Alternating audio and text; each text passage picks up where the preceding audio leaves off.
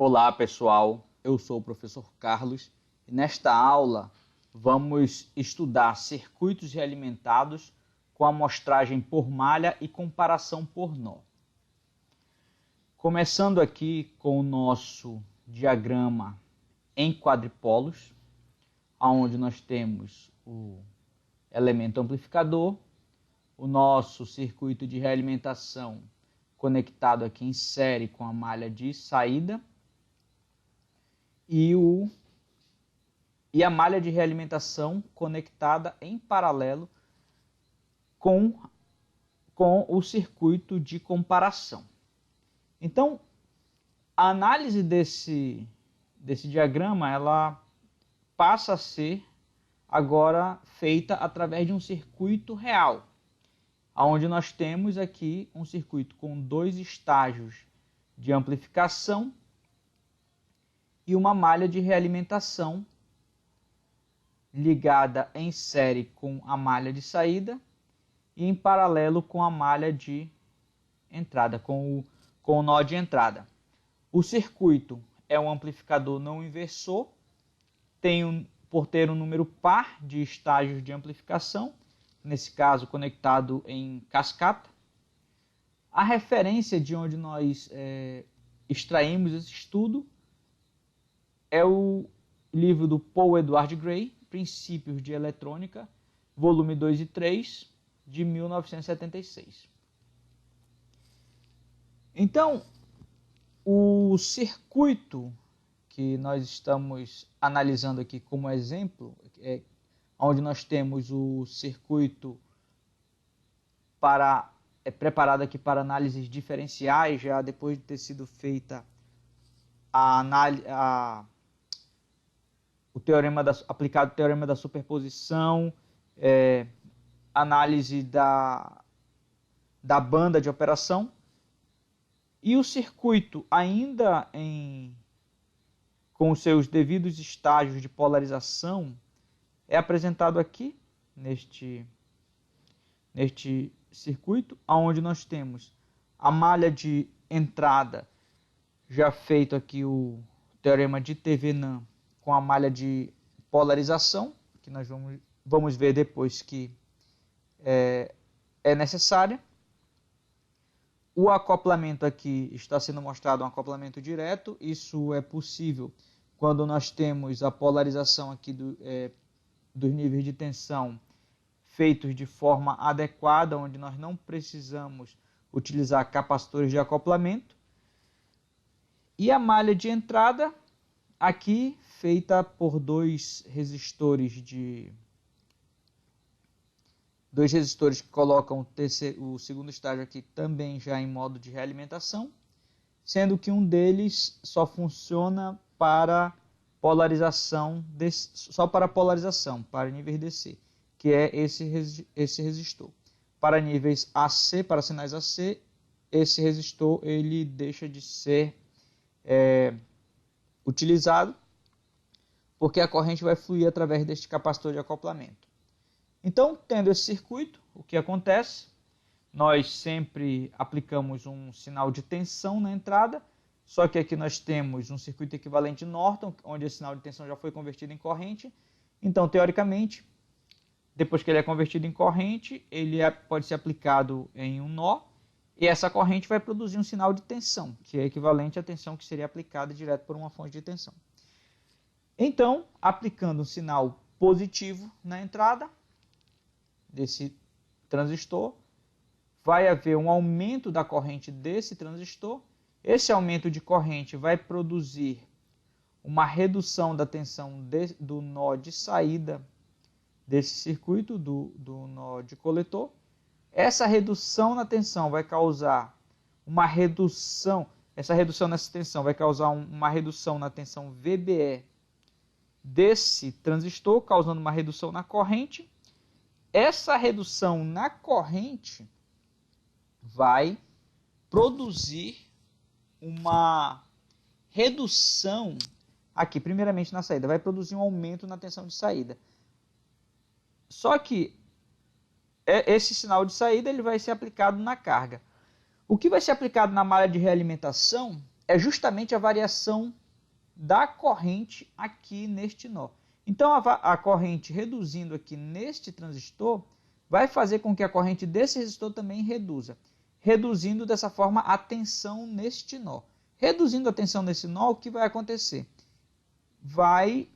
O circuito vai ser forçado a remover uma parte da corrente da entrada do circuito para balancear esta corrente que está sendo solicitada aqui pelo resistor RE. Então vai causar um aumento, um pequeno aumento, vai produzir um fluxo de corrente nessa direção, na direção contrária ao nó de entrada, e essa redução, essa corrente fluindo nessa direção, vai subtrair da corrente que está sendo injetada pela fonte. Então aqui nós temos o nosso sinal de erro, que é a soma das correntes que chegam e que saem desse nó, vai ser igual à corrente que vai ser usada para produzir a tensão na entrada do circuito. Então nós temos aqui um comparador por nó. Os caminhos diretos existentes, mas que nós não vamos considerar nas nossas análises, são os mesmos que nós estamos comentando ao longo destas aulas, onde nós estamos trabalhando circuitos realimentados.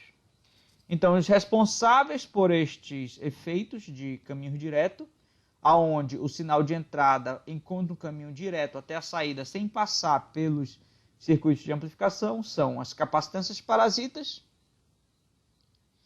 e a malha de realimentação. Então, aqui nesse caso,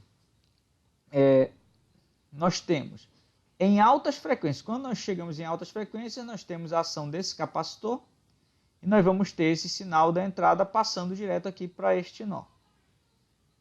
Chegando aqui, como esse sinal está na região de alta frequência, também já vai influenciar diretamente nesse capacitor e vai fazer com que esse sinal flua diretamente para a saída do circuito. Então nós temos aqui o sinal fluindo da entrada para a saída através de dois capacitores parasitas.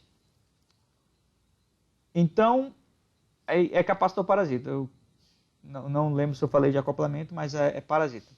Então aqui nós temos também a malha de realimentação trazendo o sinal diretamente da entrada para a saída. Só que no caso da malha de realimentação, não é tão simples assim, porque para que este sinal flua para a saída, é preciso que ele atravesse o capacitor parasita CCE deste transistor, que vai acontecer em altas frequências. Então, em baixas frequências, nós não temos basicamente caminho direto da entrada para a saída, mas em altas frequências nós temos através dos capacitores parasitas e da malha de realimentação, aqui no caso em conjunto com essa capacitância parasita. É interessante afirmar ou dizer que em altas frequências pode ser que quando esses elementos estiverem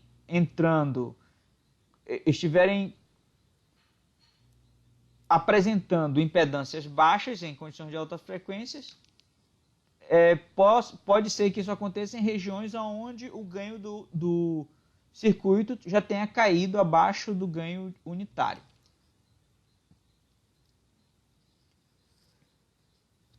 E aqui nós temos o circuito que é equivalente ao circuito que nós estamos discutindo aqui, só que esse circuito, da forma que ele está, ele não funciona. Nós temos que fazer a polarização do circuito de forma adequada para que ele possa amplificar os sinais de forma adequada e, após isso, construir as malhas de realimentação que são necessárias aqui para esta análise.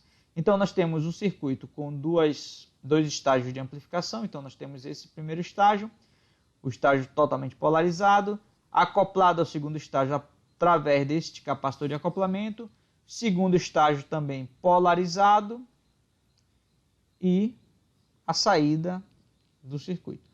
Bem, o segundo estágio ele tem ainda esse resistor que aqui nesta configuração é uma realimentação para esse estágio. Então, nós temos aqui uma dupla realimentação. Nós temos uma realimentação aplicada aqui no segundo estágio de amplificação e uma realimentação aplicada da saída desse segundo estágio para a entrada. Então, se por exemplo, nós abrirmos este resistor, que é o resistor de realimentação desse circuito, esse segundo estágio nós estamos aplicando uma realimentação da saída para a entrada, considerando só a entrada desse estágio. Quando nós estamos fazendo esta realimentação completa, nós estamos aplicando a realimentação da saída geral do circuito para a entrada geral do circuito. Então, fazendo uma análise deste circuito, mantendo todos os outros parâmetros constantes e fazendo a resistência de realimentação variar de 2 gigaohms e reduzindo, em escalas de 10 até 20K, nós temos o circuito de uma situação de malha aberta, onde 2 gigaohms é, para todos os efeitos, uma situação de malha aberta. E aí o circuito ele tem sua amplitude, a oscilação do sinal, a amplificação do sinal é reduzida à medida que o fator de realimentação aumenta. Ou seja, nesse caso aqui, uma redução no resistor de realimentação significa uma redução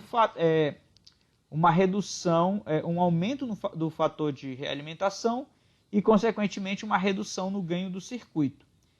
E outra coisa que nós podemos ver aqui neste gráfico, aí é uma questão visual, não tem um modelo teórico ou prático que nos permita fazer esta demonstração, mas visualmente o que nós notamos é a correção das distorções para o ganho fora da região linear. Porque, como nós já falamos, o processo de amplificação com dispositivos eletrônicos, ele é um processo não linear. Nós tentamos fazer toda a utilização do circuito nas regiões lineares. Então, geralmente, quando nós aplicamos a realimentação, nós reduzimos as distorções e ficamos trabalhando mais dentro da região linear do circuito. Então, observando aqui a diferença entre esses dois sinais, nós podemos ver que a distorção desse sinal laranja é menor do que a distorção desse sinal do circuito quando ele está numa situação praticamente de malha aberta.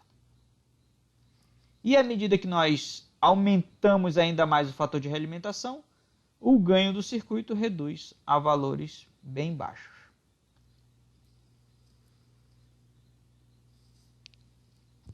Fazendo a análise do diagrama de ganho em modo linear, nós temos aqui um amplo espectro de atuação do sistema de realimentação, onde o fator de realimentação vai de um valor muito pequeno, onde o resistor de realimentação é de 2 gigaohms, até um fator de realimentação muito intenso, que aqui nesse caso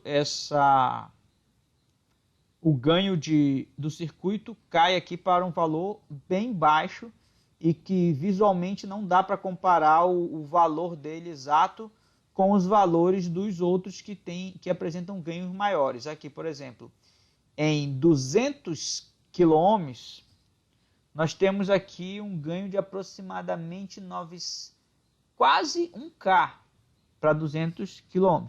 Então, entre 200 km e 20 km, nós temos aqui uma ampla faixa de de variação que nós podemos,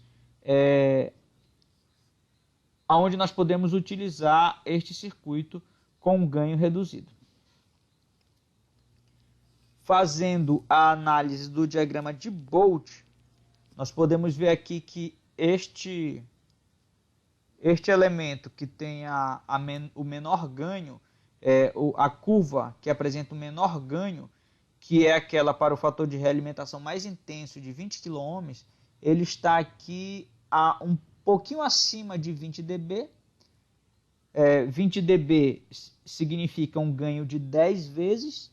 Então, como ele está um pouquinho acima, então o ganho dessa realimentação aqui, dessa malha, é um pouquinho maior do que 10, certo? Então, para o fator de realimentação baixo com um valor de 20K, nós temos esta curva de ganho.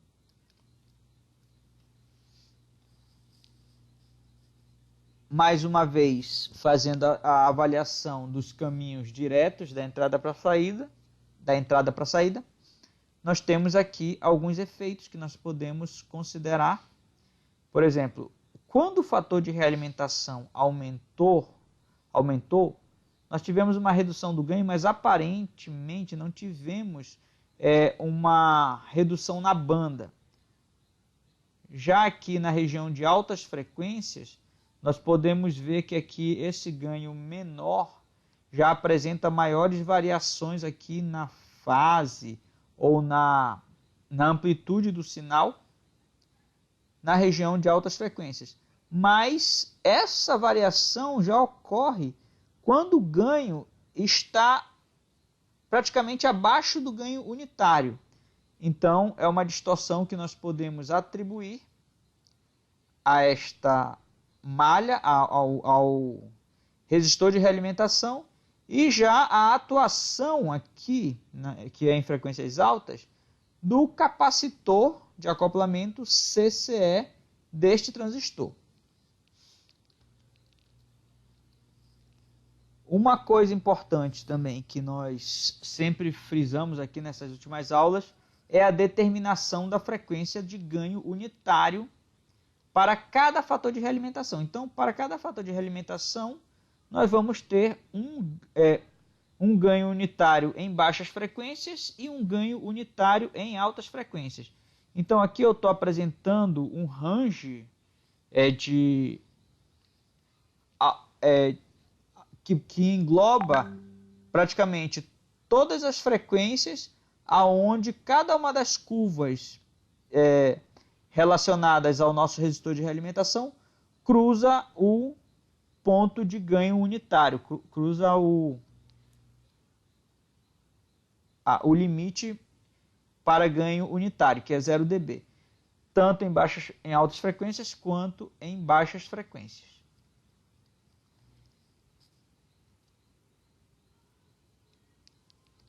E chegamos ao nosso exercício.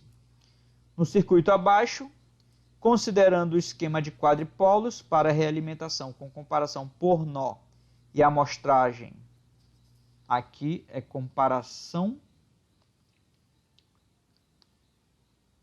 por nó e amostragem por malha, né? Então, comparação por nó e amostragem por malha. Apresente no circuito abaixo os elementos de circuito responsáveis pela comparação, responsáveis por esse sistema de comparação. Amplificador básico, quem seria o amplificador básico neste circuito? E quem é o circuito de realimentação? Aqui, como eu comentei com vocês, o circuito não é simples separar esses elementos. O mais simples aqui seria o comparador, e é o comparador, porque nós temos um comparador aqui sendo feita em um nó. Então, nesse nó entra corrente e sai corrente. Então, não tem outro elemento, esse carinha aqui. Mas o amplificador básico ele é formado por esses dois estágios de amplificação. Sendo que esse segundo estágio ele já possui uma malha de realimentação, que é uma malha de realimentação série-série. E aí, quando você vai querer separar a malha de realimentação, essa malha de realimentação ela tem conexões tanto daquela que é prevista aqui no modelo ideal, quanto com outras conexões que ela própria funciona como malha de realimentação, que não são previstas aqui neste modelo ideal. Então é uma tarefa não simples fazer a separação destes elementos. Exercício 2. Determine o valor de RF para que o circuito abaixo esteja em malha aberta, quando o ganho de malha, ARF0 vezes B, que é este fator aqui, tende a zero. Nesta condição, determine o ganho em malha aberta do circuito ARF igual a ARF0. Então, vamos ter que determinar o ganho em malha aberta desse circuito. E a largura de banda do circuito, bandwidth, que é bandwidth do circuito, a largura de banda de referência, que é basicamente dada pela frequência F1 menos pela frequência F2 menos a frequência F1, aonde F1 é a frequência na região de baixas frequências, em que o ganho cai 3 dB abaixo do ganho de banda plana. E F2 é a frequência de corte na região de altas frequências, aonde acontece o mesmo fenômeno. O ganho cai 3 dB abaixo do ganho de banda plana. Então você vai fazer esta análise e para a segunda parte, basicamente você tem que determinar aqui na verdade não são essas frequências. As frequências de ganho unitário são as frequências aqui frequência de corte em baixas frequências e em altas frequências do circuito.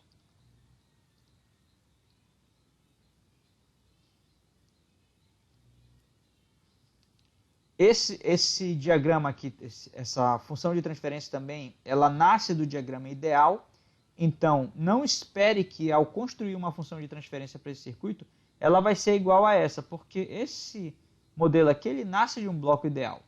Então, nós podemos calcular o ganho total do circuito, a função de transferência do circuito em malha aberta, e a partir daí tentarmos modelar o fator de realimentação, sabendo que quando este fator for zero, o ganho do circuito é igual ao ganho em malha aberta. Exercício 3. Determine o valor de RF para que o ganho em banda plana do circuito seja a metade do ganho em malha aberta. Então, o ganho vai ser ARF0 sobre 2. Nesta condição, determine graficamente o ganho de malha, ARF0 vezes B, e a largura de banda do circuito, bandwidth, aonde a largura de banda nós já comentamos aqui, a maneira de determinar ela é a mesma maneira de determinar aqui inicialmente, só que agora com um novo ganho, o circuito tendo um novo ganho, que é a metade do ganho do circuito em malha aberta.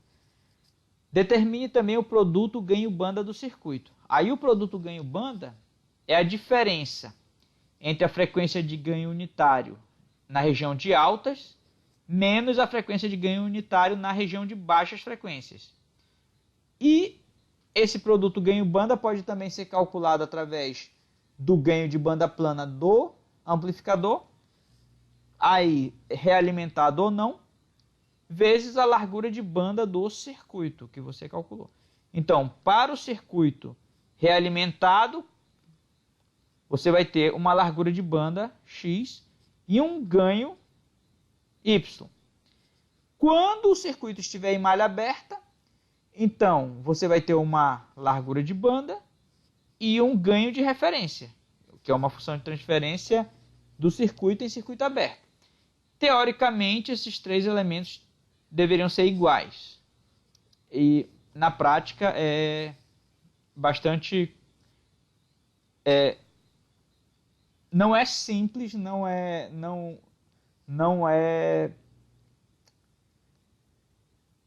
certo que eles vão ser valores iguais. Então, você pode verificar isso fazendo aí o exercício. Exercício 4. Para o valor de RF que produz este ganho, determine graficamente a fase da função de transferência do circuito quando o ganho de malha for igual a 1. Então, você vai verificar aonde o ganho de malha do circuito vai ser igual a 1, a frequência, e também vai verificar se nesta condição o circuito é estável. E aí você tem que dizer por que ele é, se é e se não é. Então, você encontra aí nas nossas aulas anteriores material onde você vai ver como determinar esta região. Só voltando aqui um pouquinho na nossa função de transferência, esse circuito, ele é um circuito não inversor. Um circuito não inversor ou tem a fase na banda plana 0 graus ou tem a fase 360 graus. Aqui nesse caso, ou menos 360 graus também, que tudo volta a 0 graus. Nesse caso, na região de banda plana, o circuito apresenta uma fase de menos 360 graus.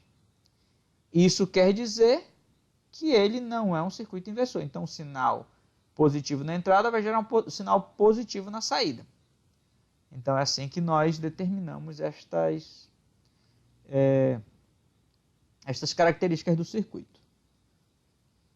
E a fase, você vai ter, quando você estiver estudando a estabilidade do circuito, você vai ter que levar em consideração sempre o circuito em malha aberta e o circuito em malha fechada. E aí vai determinar, por exemplo, para ver se o circuito é estável, a frequência aonde o ganho do circuito, aí no caso seria o ganho do fator de realimentação cai abaixo de 1. Aonde a fase do sinal do ganho de malha do circuito cai abaixo cai para 1. Então, onde o ganho de malha do circuito vai ser igual a 1. E nesta frequência, você vai determinar qual é a fase do sinal, a fase da função de transferência.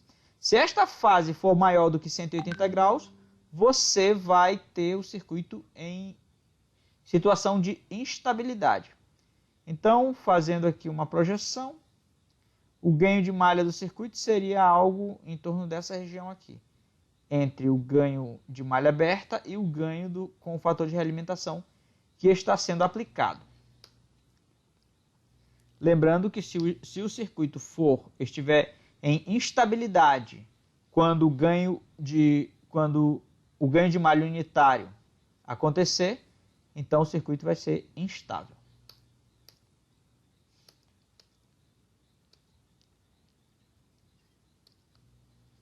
Exercício 5. Determine o valor de RF para que o ganho em banda plana do circuito seja igual à unidade. Então, você vai verificar aí, tentar encontrar um resistor de realimentação aonde o ganho de banda plana do circuito vai ser igual a 1. Ou seja, você vai aplicar o máximo da realimentação, mas não pode deixar ele cair abaixo de 1 também. Nesta condição, determine graficamente o ganho de malha. Então, você vai determinar graficamente o ganho de malha e a largura de banda do circuito, bandwidth. Determine o produto ganho-banda, aonde o produto ganho-banda é o mesmo que já foi apresentado anteriormente. E exercício 6, para o valor de RF que produz o ganho unitário, determine graficamente a fase da função de transferência do circuito quando o ganho de malha for igual a 1. E aí você vai avaliar e verificar se nesta condição o circuito é estável. Então, senhores, essa foi a nossa aula de hoje. Fiquem com Deus e até a próxima.